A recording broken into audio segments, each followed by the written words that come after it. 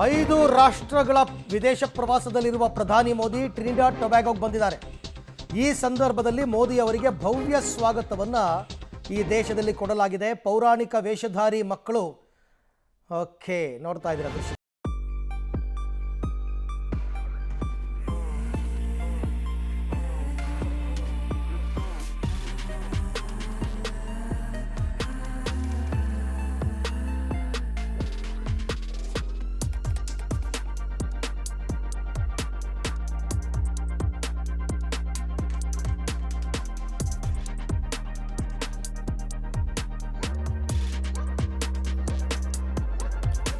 ಪ್ರಧಾನಿ ಮೋದಿ ಅವರಿಗೆ ಮಹಾಕುಂಭ ಸ್ವಾಗತವನ್ನು ಕೊಟ್ಟಿದ್ದಾರೆ. ನೋಡಿ ಅಲ್ಲಿ ದೃಶ್ಯದಲ್ಲಿ ತಾವೀಗ ಎಲ್ಲರೂ ಕೂಡ ಭಾರತದ ಧ್ವಜವನ್ನು ಹಿಡ್ಕೊಂಡು ಮೋದಿ ಅವರಿಗೆ ಭವ್ಯ ಸ್ವಾಗತ.